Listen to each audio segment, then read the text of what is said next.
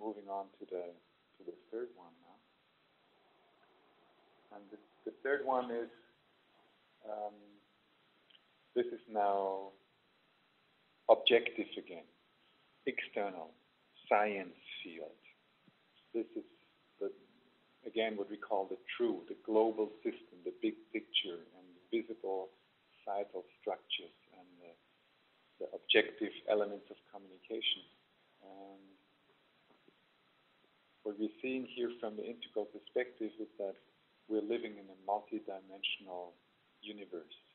We're really living in a fractal universe, a holographic fractal universe, and where the whole system seems to be designed to see itself. But I would like to invite Richard to say some words. He speaks so beautifully about that. Yeah, thank you. I think that this is different from the individualized quadrant because, as you said, it's about the universe seeing itself and the collective nature of the universe. And patterns, it's all about patterns.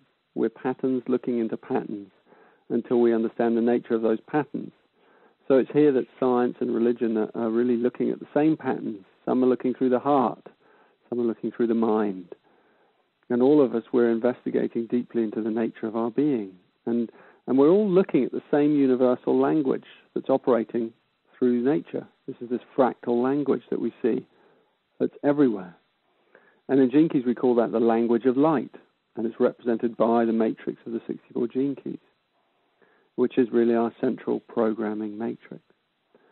So wherever we've looked, we've seen this matrix. It's a grid. It's a grid of 64, and this image is it really shows the spatial fractal geometry that's been proposed now to be actually behind the fundamental building block behind space-time itself.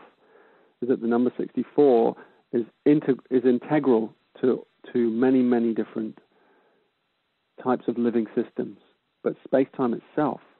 So you'll see the 64 is also in the codons of our biology, as we looked at earlier, that the I Ching has discovered and or has revealed.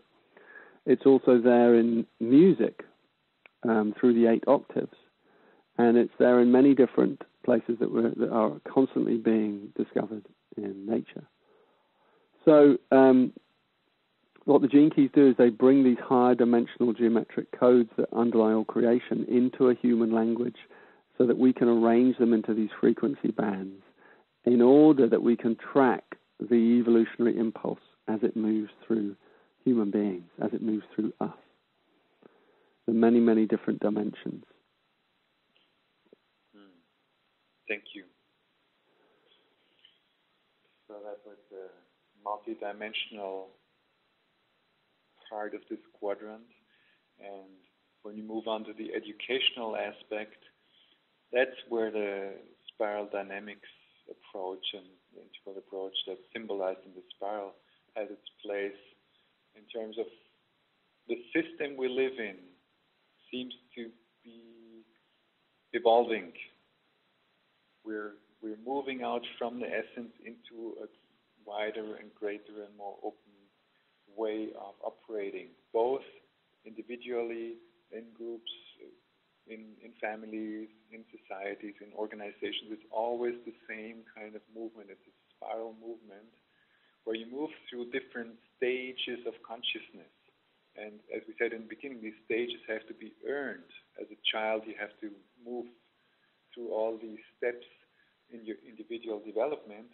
And for us, what's relevant here is really as a system, as the family that we are, as the orchestra that we are made to move through these stages of consciousness.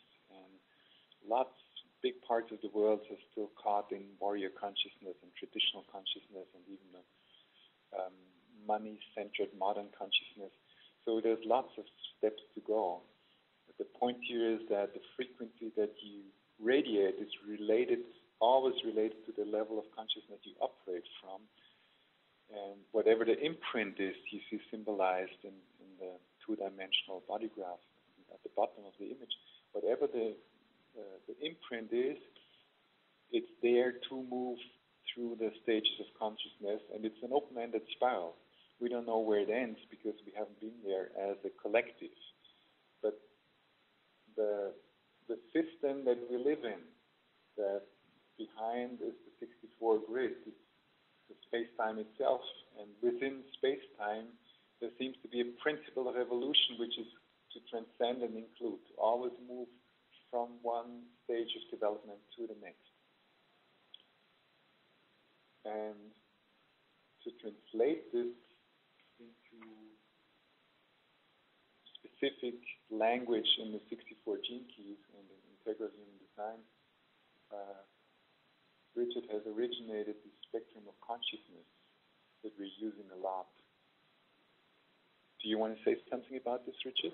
That's the precise language that we use. It's where the educational aspect meets the precision, the precise. It's where we become very precise at looking at the nature of the patterns of the multidimensional self.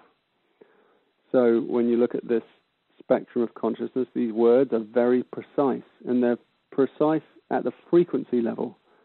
So they're words that we use in a slightly different way from just intellectually. They're words that also can be brought inside our bodies and resonated inside our DNA, and in order that we can actually create a feeling, and that we, through the higher words specifically, we can in a way rebuild our attitude at a much higher level, and then begin to create a different view of ourselves, a higher view. So they're very precise, and the ones that relate to your body graph, to your codes, are very specific to you. So they're words for you to meditate and contemplate very deeply with. And so this journey with Integral Human Design is an invitation to draw those words into your life and to see how precisely they can light up aspects of your life, particularly through the shadows, and through unlocking the energy, the creative energy that's hidden in those shadows as you embrace those lower frequency patterns by becoming aware of them and then releasing them from your life. Then you get to transcend and unlock some of the higher codes, those higher words that are hiding, concealed within them. So it's a very practical map and precise. Thank you. So to give you an example of the precision, just for the people who haven't seen this kind of body graphs, when you look at Frida Kahlo, for instance,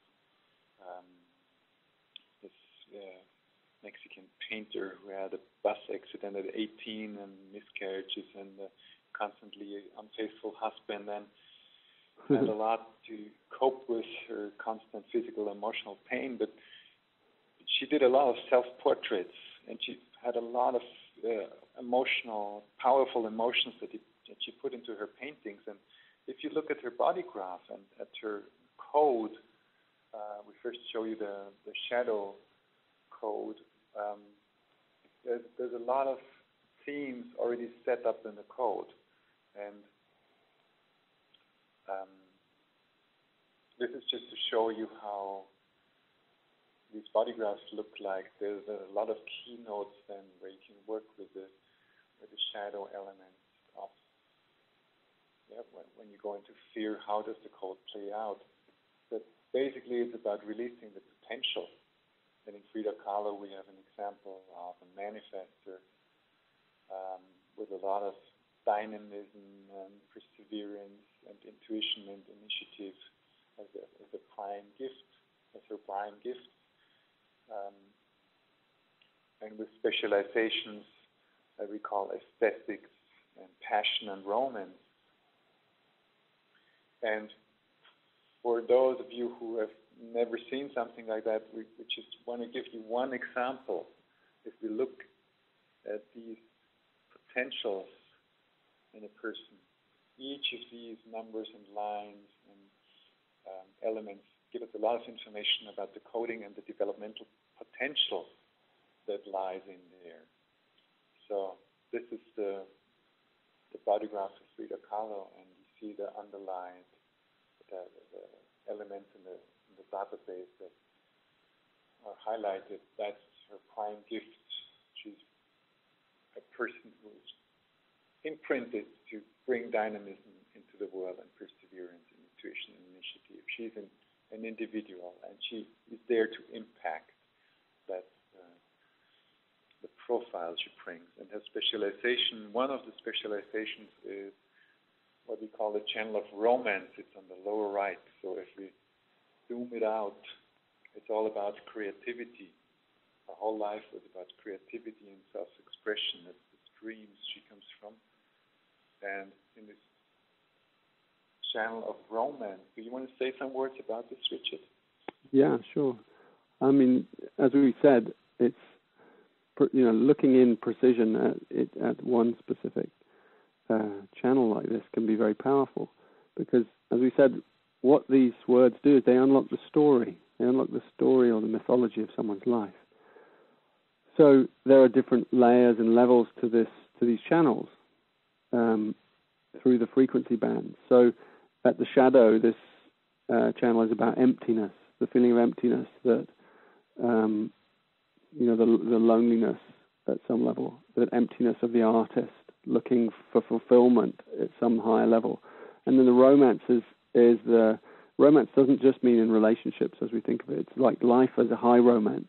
It's the drama, of someone, like her life is going to be dramatic. If you have this channel, or you know someone with this channel, or you create this channel for a relationship, it's going to have drama, and that doesn't mean negative at all. It's depending on how the frequency you generate in your attitude in that relationship, or in your life if you have this channel like she did. So, there's a lot of provocation at the lower frequency possible through the 39th gene key here, provoking. So she provoked everyone, her husband, she provoked others. But what we really can consider is the higher aspect, which is freedom. What's the higher nature of this channel? Freedom, which comes from the 55th gene key.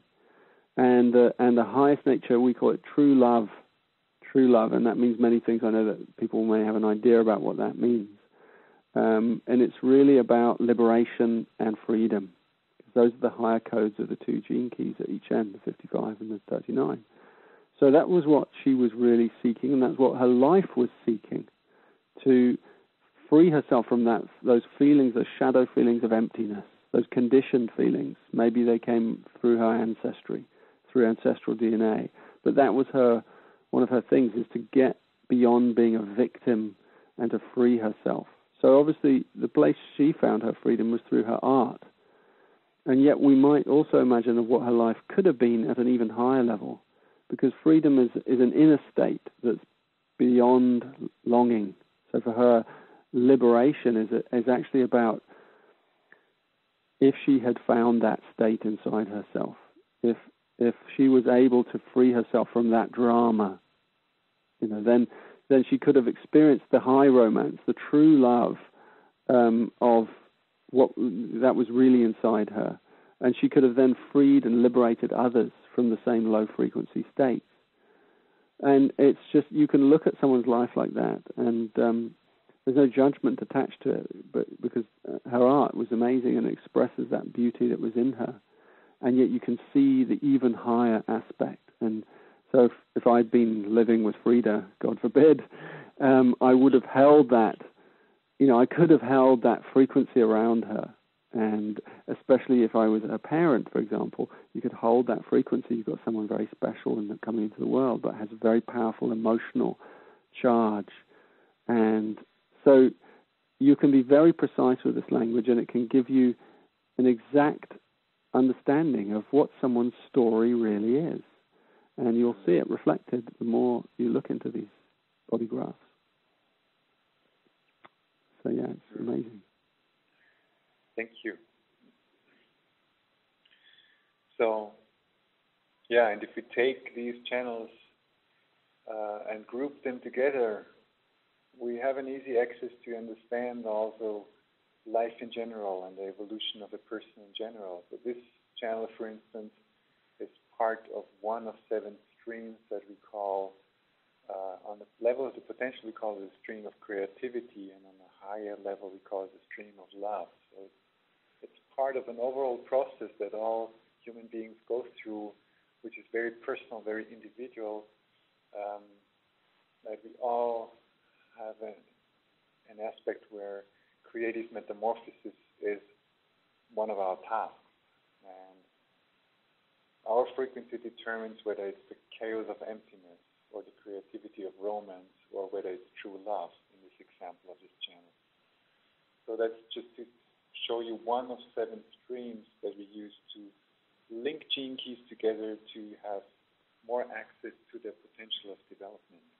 It's all about all this precision, all this detail, all this, and you can go very, very deep and have a lot of precise details about a person, but we always take only the ones we need to support people in their next step of development, because you can talk about a body graph for a week, but that's not the point. We don't want to get lost in a map. We want to eventually transcend the map. So the precise language is there to bring out the optimum in a person, to support the person to actually live who they really are, so they can transcend the limitation of any imprint and any conditioning they had. And that's when we move on to the 4th and last quadrant, which is the upper left, which is really the experiential quadrant, the inside of the individual, the subjective experience, where we experience something as beautiful or not. This is the mystical quadrant. This is where it's all about transcendence in our embodied experience. This is where we will talk about incandescence as what all this information is for. And this is where we want to show you the essence body graph, the 3rd layer, if you want, the 3rd level of the body graphs that we use. Do you want to go on from here, Richard? Yeah, so it's as you transcend your DNA, so you become an integral human being. By the way, this last quadrant is going to be the shortest one, because in a way it's the one that is heading towards the more wordless dimensions, because we're talking about transcendence. And this is the direction, when you look at the essence of what's in your body graph, all these higher words, these essence words or siddhi words, they really are the same state, but they're just expressed through different genetic manifestations. So this is really the direction that the human species has always been moving in, this higher consciousness that we have witnessed through our teachers and masters and those few people who have experienced those states and manifested them. And it's the quantum leap that we're standing before now at this time in history, and because there's this great change occurring, and that human beings are getting ready to transcend their own DNA, because that's what happens at the point of realization or enlightenment. We actually begin to transcend our own DNA. We transcend our design. So this integral human design knowledge, it's designed to stay with you until you transcend it. Its purpose is to allow you to transcend it. It's a tool, a bridge that allows you to transcend and include. Because, as one of the gene keys says, unless you're continually transcending, you're actually dying. And that's what we're meant to do. We're meant to keep on integrating and transcending. Transcend and include, as you said, Werner. And so there are higher and higher levels of synthesis and self-organization that we're discovering in nature. And we're discovering all the time is that humanity is self-organizing. The universe is self-organizing. It's holographic. We're seeing that. It's multidimensional. Ultimately, it's designed to meet its own transcendence. And so what we've done here just towards the end is just to summarize everything for you. All these words, these different views we've looked at, that integral human design is an all-embracing approach. That was the first thing we looked at. It's all-embracing, that will guide you and stay with you throughout your evolutionary journey until you've reached this point of transcendence, and then you no longer need it.